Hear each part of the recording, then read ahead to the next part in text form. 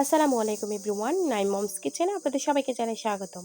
আজকে আমি একদমই কম উপকরণে বা ঘরে থাকা এমন কিছু মশলা দিয়ে চিকেন শাসলিক তৈরি করে দেখাবো।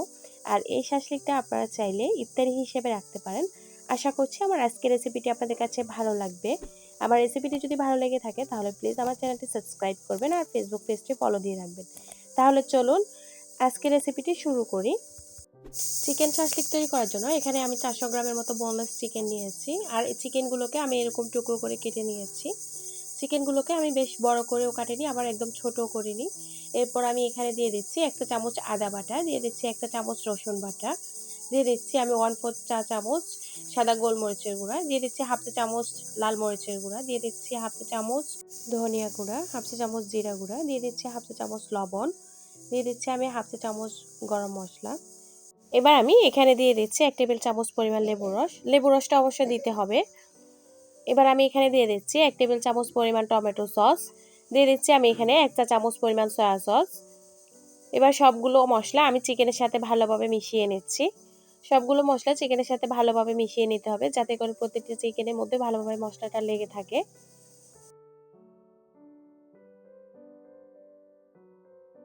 চিকেনটাকে ভালোভাবে ম্যারিনেট করে নেওয়ার পর আমি এটাকে ঢেকে রেখে দেব 30 মিনিটের জন্য। আপনাদের হাতের কাছে যদি সময় না থাকে তাহলে কমপক্ষে 10 মিনিট হলেও রেস্টে রেখে দিবেন।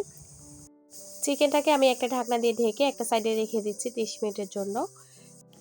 এবার আমি একটা পাত্রে কিছুটা পানি নিয়ে নিচ্ছি। এরপর আমি এখানে কয়েকটা শাসলিক কাঠি ভিজিয়ে রাখছি। কাঠিগুলো ভিজিয়ে রাখলে এগুলা চিকেনটা যখন ভাজবো তখন এগুলো পুড়ে যাবে না বা ভেঙে যাবে না। তাই কাঠিগুলোকে আমি 10 থেকে 15 মিনিটের মতো ভিজিয়ে রেখেছিলাম। এরপর আমি এগুলোকে পানি ঝরিয়ে তুলে নিয়েছি। 30 মিনিট পর আমি চিকেন থেকে ঢাকনাটা সরে নিয়েছি। এরপর আমি এখানে সবুজ আর লাল ক্যাপসিকাম নিয়েছি আর কিছুটা পেঁয়াজ কলি করে নিয়েছি। সেগুলো দিয়ে একসাথে ভালোভাবে চিকেনের সাথে মাখিয়ে নেব। এখানে আমি 2 কালারের ক্যাপসিকাম নিয়েছি। আপনারা চাইলে যে কোনো 1 কালারের ক্যাপসিকাম নিতে পারেন। এবার আমি ক্যাপসিকামের সাথে মাংসগুলোকে খুব ভালোভাবে মাখিয়ে নেব। এতে করে ক্যাপসিকামের মধ্যে মশলাগুলো লাগবে। আপনারা চাইলে এখানে গাজর বা টমেটোর মতো সবজিও দিতে পারেন আপনাদের পছন্দ মতো। এরপর আমি একটা স্টিক নিয়েছি। এখানে আমি এক সবুজ কালার ক্যাপসিকাম দিয়ে দিচ্ছি প্রথমে। এরপর দিয়ে দিচ্ছি লাল, দিয়ে দিচ্ছি একটা পেঁয়াজ কলি। এখানে আপনারা আপনাদের পছন্দ মতো এগুলো দিয়ে গেঁথে নিতে পারেন। শুধু একটা বিষয় খেয়াল রাখতে হবে, প্রথমে এবং শেষে ক্যাপসিকাম দিতে হবে। এইভাবে দুই পাশে যদি ক্যাপসিকাম দিই তাহলে চিকেনগুলো খুলে যাওয়ার কোনো চান্স থাকে না। একইভাবে আমি সবগুলো শাসলিক রেডি করে নিয়েছি। আমি কাঠির দুই পাশটা কিছুটা অংশ খালি রেখেছি। এতে করে শাসলিকগুলো ফ্রাই করতেও সুবিধা হবে, আবার খেতেও সুবিধা হবে। এবার আমি চলে যাচ্ছি শাসলিকগুলো ভাজতে। চুলায় একটা প্যান বসিয়ে দিয়েছি। এর মধ্যে আমি দিয়ে দিচ্ছি 2 টেবিল চামচ পরিমাণ রান্নার তেল। আপনারা চাইলে তেলের পরিবর্তে বাটারও দিতে পারেন।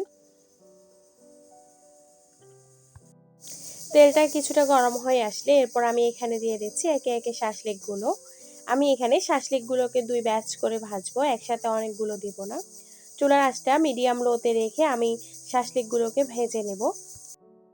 একটা পাশ 2 থেকে 3 মিনিটের মতো ভেজে আমি অন্য পাশটা উল্টিয়ে দিব। একটা পাশ 2-3 মিনিট ভেজে নেওয়ার পর আমি অন্য পাশটা ঘুরিয়ে দিব। এরপর যে পাশটা আমি ঘুরিয়ে দিয়েছি সেই পাশটা এভাবে টমেটো সস লাগিয়ে নেব। টমেটো সসটা লাগিয়ে নিলে চিকেনগুলো ড্রাই হয়ে যাবে না, এগুলো অনেক বেশি জুসি থাকবে আর কালারটাও খুব সুন্দর আসবে।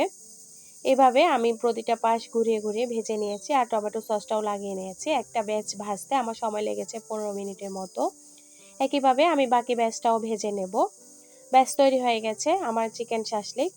শাসলিকগুলো দেখতে যতটা লোভনীয় হয়েছে এগুলো খেতেও তার চাইতে ভীষণ মজাদার হয়েছে।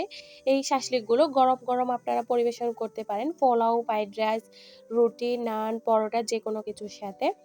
আশা করছি আমার আজকের রেসিপিটি আপনাদের কাছে ভালো লেগেছে। আমার রেসিপিটি যদি ভালো লেগে থাকে তাহলে প্লিজ আমার চ্যানেলটি সাবস্ক্রাইব করবেন। বিদায় নিচ্ছি আজকের মতো, ভালো থাকবেন সবাই। আসসালামু আলাইকুম।